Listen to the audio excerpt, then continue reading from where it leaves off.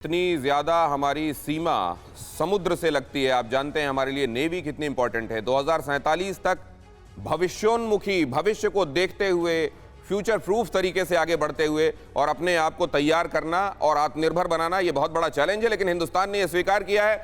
और आगे आप देख रहे हैं हमारे साथ प्रीति जुड़ी हुई हैं लखनऊ से, उनके पास क्विकली चलते हैं और फिर एक बार लौट कर आएंगे अपने मेहमानों के पास। समझेंगे जहां कहा जाता है लाइफ इज द मैसेज, वहां मैसेज फॉर लाइफ कितना इंपॉर्टेंट है ये आत्मनिर्भर वाला। लेकिन पहले प्रीति आपके पास मैं आ रहा हूं, क्या देख रही हैं आप वहां? और मैं खास तौर से ये जानना चाह रहा हूं, दिल्ली में इस बार कई बातें ऐसी हैं जो पहली बार होंगी और बहुत बड़ा संदेश देने के लिए किया जा रहा है। वहां क्या क्या आप देख रही हैं? कुछ वहां भी पहली बार हो रहा है क्या? मैं आपको बता दूं कि अभी इस समय हम विधानसभा के बाहर खड़े हुए हैं और पूरा जो लखनऊ है वो तिरंगे के रंग में रंग चुका है। मैं आपको यहाँ पे दिखाऊं कि तैयारियां लगभग जो हैं वो पूरी तैयारियां जो हैं वो पूरी हो चुकी हैं और बस अब कुछ ही देर में जो राज्यपाल है आनंदीबेन पटेल वो यहाँ पर पहुँचेंगी और उसके बाद मुख्यमंत्री योगी आदित्यनाथ भी यहाँ पर साथ में मौजूद रहेंगे और यहीं पर झंडारोहण किया जाएगा।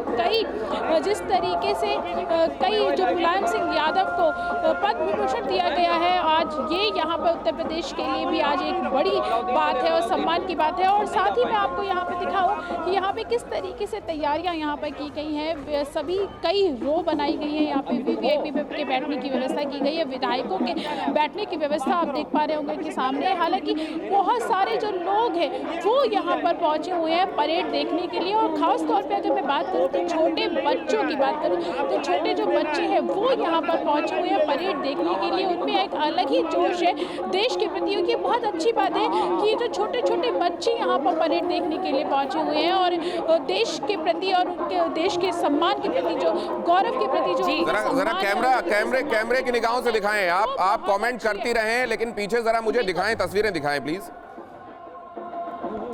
बिल्कुल, मैं आपको दिखाऊं कि अब मैं अपने कैमरामैन से बोलूँगी कि वहाँ पे सामने वो दिखाएं कि किस तरीके से तैयारियां हैं। और छोटे छोटे बच्चों की बात जो मैं हम लोग कर रहे थे कि जो छोटे छोटे बच्चे यहाँ पर पहुँचे हुए हैं परेड देखने के लिए, इनमें अलग ही उत्साह है और काफ़ी बड़ी संख्या में यहाँ पर जो लोग हैं वो यहाँ पर पहुँच रहे हैं। हालांकि बहुत सारे लोग यहाँ पर पहुँच चुके हैं क्योंकि 10:30 बजे का जो टाइम है वो यहाँ पर जो परेड का टाइम है वो 10:30 बजे से परेड यहाँ पर शुरू की जाएगी। और मैं एक बात और बताऊँ कि यहाँ पर इस बार लखनऊ में जो खास बात वो है कि परेड में इस बार जो बच्चे बैगिंग करते हैं उन बच्चों को शामिल यहाँ पर किया जा रहा है। ये बहुत बड़ी बात है कि इस बार लखनऊ में जिन बच्चों को, उन बच्चों को जी बिल्कुल। प्रीति, आप बता रही हैं कि 10:30 बजे परेड शुरू होगी वहां लखनऊ में, उत्तर प्रदेश की राजधानी। और दिल्ली में भी जो कर्तव्य पथ पर परेड शुरू होगी वो 10:30 बजे शुरू होगी।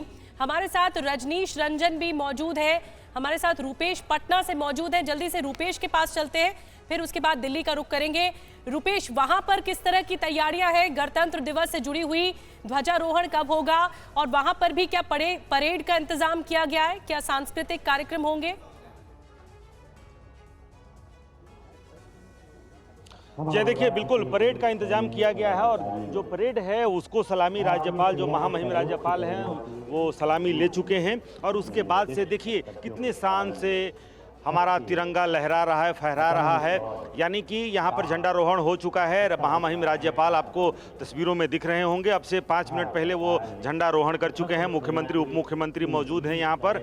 और उसके बाद से जो सुंदर झांकियाँ हैं विभिन्न विभागों की, बिहार सरकार की जो विभिन्न विभागों की जो झांकियाँ हैं वो निकलने वाली हैं। सबसे आगे आप देखिए उद्योग विभाग की झांकी है और बहुत खूबसूरत ये झांकियाँ होती हैं। हर साल जो झांकियाँ अलग अलग विभागों के द्वारा तैयार की जाती हैं।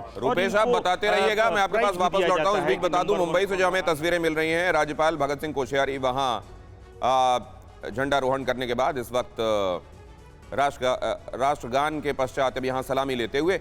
आप अपनी बात पूरी करें। जी हाँ, बिल्कुल। और कुछ देर बाद जब ये बिहार सरकार के जो विभिन्न विभाग हैं उनकी झांकियां जब समाप्त होंगी, 20 झांकियां निकाली जा रही हैं और बहुत बेहद खूबसूरत होती हैं। और इन झांकियों में मैसेज होता है समाज के लिए और अपनी उपलब्धियां, उन विभाग की क्या उपलब्धियां रही हैं पिछले 3 सालों से। बिहार में शराबबंदी को लेकर जो झांकियाँ निकलती हैं, मतलब मद्य निषेध विभाग की जो झांकी होती है वो बेहद खूबसूरत होती है। उन ट्रकों के ऊपर कई रेप्लिका भी बनाए होते हैं और कई लोग, महिलाएं खास करके मौजूद होती हैं। पिछले वर्ष मुझे याद है कि किस तरीके से अपने शराबी पति को पीटती हुई महिला, बहुत उसकी चर्चा भी हुई थी।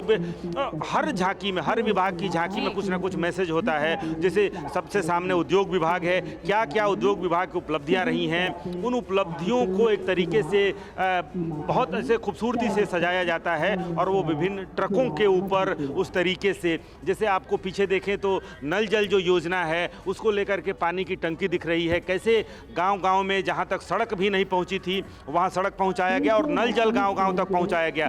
कई तरह की बातें हैं, लेकिन फिलहाल अगर सिर्फ खूबसूरती की बात करें, पॉजिटिव बातों की बात करें, तो आज जिस तरीके से हर भारतीय के मन में गर्व है, उसी तरीके से वो गर्व की अनुभूति बिहार की राजधानी पटना आप तस्वीरें दिखाते रहिए, दोबारा वापस लौटेंगे आपके पास। रुपेश, आपके पास दोबारा लौटेंगे। बिहार में भी खास तैयारियां की गई हैं और पटना का जो ये मैदान है वो सच कर पूरी तरह से तैयार है।